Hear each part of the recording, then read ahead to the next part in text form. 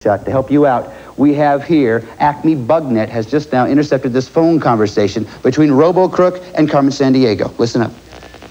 Go south of Israel along the Red Sea. I want you to head for Mecca. It's the Arab city where Mohammed was born. Clarify, who is Mohammed? You tinhead. He's the founder of Islam, one of the biggest religions in the world. Stop outside of the city, though. You can't enter if you're not Muslim. Acknowledged. When do I arrive? In the Islamic year of 1412. Isn't that 579 years ago? No. In Mecca, it's right now. Okay, Gumshoes, name the country. Is it Jordan, Syria, or Saudi Arabia? Remember the clues that we heard from the Acme Bugnet. South of Israel, along Red Sea, Mecca, and Arab city. Laura, we'll start with you. What do you say? I picked Syria. Syria. What do you think, Matt? I picked Syria. Syria. How about you, Elliot? I chose Saudi Arabia. Saudi Arabia. What, you're not sure about that answer? Well, the answer we're looking for is Saudi Arabia. Nice job, Elliot. Okay. Surprised him, too. Okay, now it looks like we have a report. Detective duo. Listen up, guys. Okay, Gumshoes. You want to know where that crook went? Well, usually I'd charge about $5 for this info, but since it's public television, I'll give it to you for free. He's way, way, way, way out in the South Pacific Ocean on an island that legally belongs to Chile. This island's only 46 square miles around. I mean, I've been in phone booths bigger than that. But here's the weird part. On this island, the 20-ton stone that the crook's hauling around is small potatoes because over there, they've got these gigantic heads. That's right, heads carved out of stone and weighing up to 50 tons. That's 100,000 pounds a head. Woo! We don't know exactly how they built them, but ancient civilizations must have built them. And I'm not making this up. Big heads, like this. Okay, Gumshoes, name the Pacific island. Galapagos, Pitcairn Island, Easter Island. Remember the clues that we heard? South Pacific, belongs to Chile, and gigantic stone sculptures. Okay, Laura, what do you say? Okay, I picked the Easter Island. Easter Island. What do you think, Matt? I picked Pitcairn Island. Pitcairn Island. What do you think, Elliot? I chose Pitcairn Island. Pitcairn Island. The answer we're looking for is Easter Island. Nice job, Laura. Takes up 10. Okay, so that means, Laura, you have 80, Matt, you have 75, Elliot, you have 95. Nice way to play the game. Now, bad news, Gumshoes. Will you knock it off down there? Oh, no, that's my upstairs neighbor, Mrs. Pumpkinclanger. I'm sick of your noise. He went here, he went there. Look on the South Pacific island of Awa, just west of the international dateline, for goodness sakes. It's close to Samoa. Now go get him and stop making such a racket. Isn't she a sweetheart, huh? Okay, now remember, this nation that we're talking about is also just west of the dateline, and it's the second country that ushers in a new day every day. Name the island group. Is it the Kingdom of Tonga, Papua New Guinea, or New Caledonia? Remember the clues that we heard: South Pacific, west of international dateline, and near Samoa. And Laura's ready. Okay, Laura, what do you say? I picked Papua New Guinea. Papua New Guinea. Matt? I picked New Caledonia. New Caledonia. Elliot?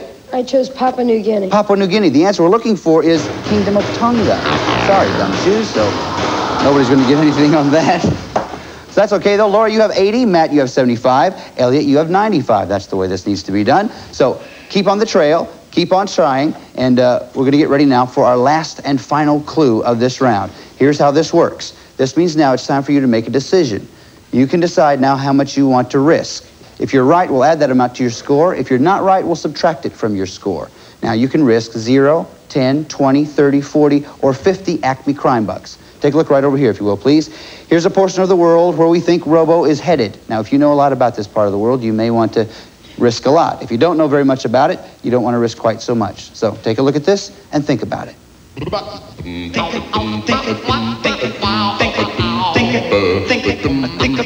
it, how much you gonna risk. Yeah. Think about it. Okay, everybody ready? Have your risks selected? All right. Oh, wow, sounds like our next clue is already beginning out here in the street. Let's take a look. Whoa! Whoa! This is 4689, the year of the sheep. I am a symbol of the new year. Robo-Crook went to a Cantonese restaurant where he ordered a dish made from snake and cat meat called Fighting Dragons and Tigers. Oh, that's great. That's tremendous. Thank you. I like this neighborhood. All right, Gumshoes, name the Chinese province. Is it Guangdong, Hunan, or Jakarta? Now remember the things that we heard from out here in the street. Cantonese restaurant, dish called Fighting Dragons and Tigers, and Year of the Sheep. Matt, we're going to start with you. You have 70 Acme Crime Bucks. Before you show me your answer, how much did you risk? I risked 10. He risked 10. That means if you get this one right, you'll take second place. What do you say? I chose Hunan. Hunan. Oh, I'm sorry. That's not the answer we're looking for. Okay, Laura, you have 80 Acme Crime Bucks. How much did you risk? I risked 0 crime bucks. 0. That means either way, you stay at 80. What'd you say? I picked Guangdong. Guangdong is exactly what we're looking for. Nice job. You stay there at 80. Elliot, you're in the lead right now with 95. Let's find out, though, how much did you risk?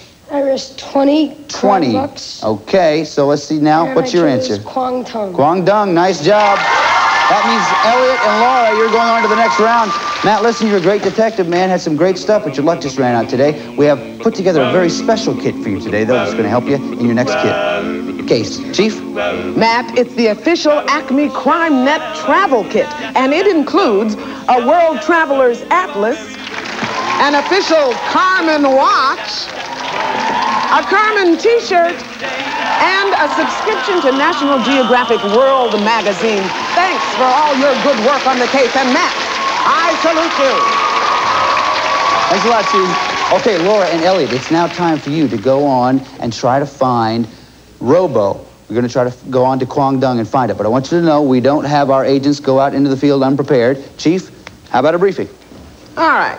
Here's the lowdown on Guangdong's capital city. Now, if you want to blend in, don't go around calling it Canton. Now, the Portuguese made up that name. The Chinese have called it Guangzhou for 1,700 years. Now, the boys down at Acme Photo Recon have put together a few slides for you. First, the Flower Pagoda. It's the oldest and the tallest in the city, and from the outside it looks like it has 9 stories, but from the inside it's 17. Next, scope out Sun Yat-sen's Memorial Hall. Now, it's dedicated to the revolutionary leader, and it seats 4,000. There's plenty of room for Robo to hide. The mausoleum of the 72 martyrs who died in an uprising against the Qing dynasty. Now, you recognize the figure in the background? It's a replica of the Statue of Liberty. And last, Yushu Park. It's the biggest park in town, and it's a perfect place to hide a 25-ton calendar. Now, you know, my Uncle Barstow, he was in the calendar business. Yeah, well, he was a nice guy, but his calendars weren't very accurate. Well, you know, one day, he created a calendar for 1 year that had no Wednesdays. Every week had 6 days. It really confused the heck out of people. I mean, people were celebrating New Year's on November 9th. So the next year, Barstow made up for it. He made a calendar with 2 Wednesdays a week. There was Wednesday and Wednesday. All right, Gumshoes, that's Canton. Go there. Robo, Crook, and the calendar are there. Move out.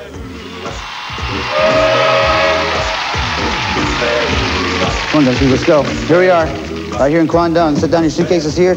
Take a seat right over there, if you will. Please, let me show you what we have. Here are the possible locations where you'll be able to find Robo, the loot, and a warrant for Robo's arrest. Now, the first thing you have to find is the loot. That's the evidence you need in order to get a warrant. Once you get the warrant, then you can arrest the crook. Now, if you get all 3 of those in that order in a single turn, then you win a chance to try to get Carmen Sandiego. If you catch Carmen Sandiego, then you get that trip to anywhere in the lower 48 United States. Now, one more thing. You can pick any location you want to, but if you happen upon the loot, the crook, or the warrant, then you get a free turn, okay? Elliot, you were in the lead the last time. Once you start.